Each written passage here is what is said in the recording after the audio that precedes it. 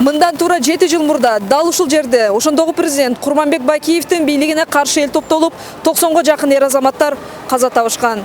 7 жыл ичинде революциячылардын талаптары, мүдөлөрү аткарылдыбы? Бул суроо ойдон калууда.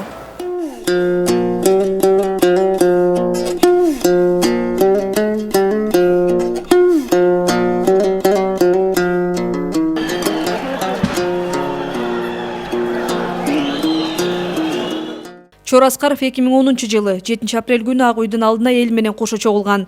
Нарындан атайын келген аксакал башкалар сыяктуу эле Бакиевдин бийлигине каршы чыккан болчу. Элдик келсейле айлан чуулган сүйлөт, скорый тиякка, тиягысы тиякка кетип атат. Эмне болуп түшүнбөй алдык. Барды кайра үйгө кеткенде чалып жүрөк солуктап калды. Ишенген жокмун мен. Ишенген жок. Ушу Кыргызстандан атын киши атсын деп. Ишенген жокмун да. Аны тияктан сүйлөп баратат, тияктан сүйлөп баратат. Аны менин жашым бул болгону атайын деп кайра келдим да. Кайра келсем айланайын могу жерде. Канды айтпа. Уюга аны уюгангандар бу жерден басалбас, бу жерден да басалбайсың. Айлан.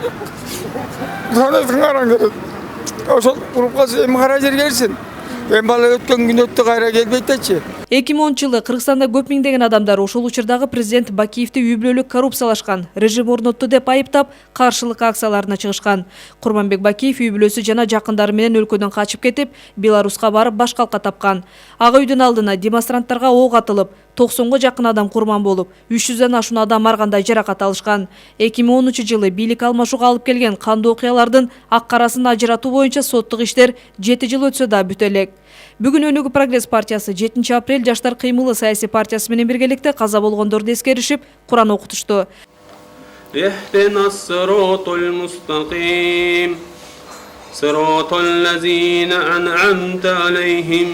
Апрель окуясынан кийин түзүлгөн 7 апрель Жаштар кыймылы саясий партиясынын бүгүнкү күндө 4000ден ашык мүчөсү жер-жерлерди иш алып барып келишет.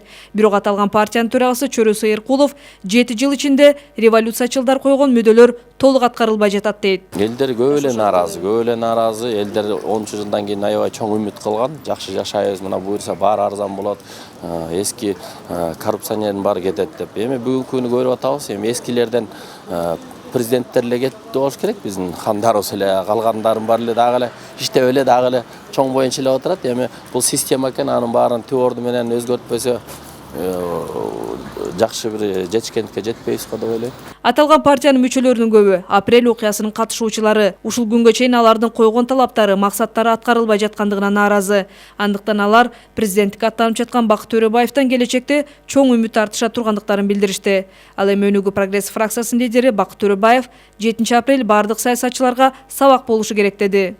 Сабак деген бул бийликке келсең, өзүң үй бүлөңдү бийликке алып келбегин. Бийликти таза жүргүзгүн. Эл үчүн көйгөй маселени чечкенге аракет жасагын деген бул сабак.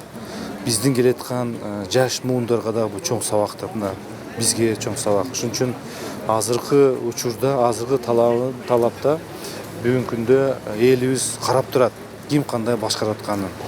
Ошондуктан кандай болбосун дагы, эгерде элибиздин жашоо турмушу начарлап барса, элибиздин билими, ден соолугу начарлап баратса, анда ошондой эл өз сөзүн айтат. Эл өзүнүн акыйкаттын сөзүн айтат деп буну түшүнүп атабыз. Ошон үчүн биздин мамлекетибизде таза шайлоо аркылуу бийлик орнолуш керек. 7 апрель майрам катары киргизилгени менен бул күнү жер-жерлерде курман болгондорду эскерип болот. Ата бейитке Куран окутулуп, андан кийин Ала Тоо аянтындагы 7 жыл мурда окуяда курман болгондордун эстелигине гүл коюлат. Бул иш-чараларга ошондой эле кандуу окуяда курман болгондордун жакындары, апрель революциясынын катышуучулары, коомчулук өкүлдөрү катышат. Изат Шугралиева, Бекжан Камзаев, Сентябрь.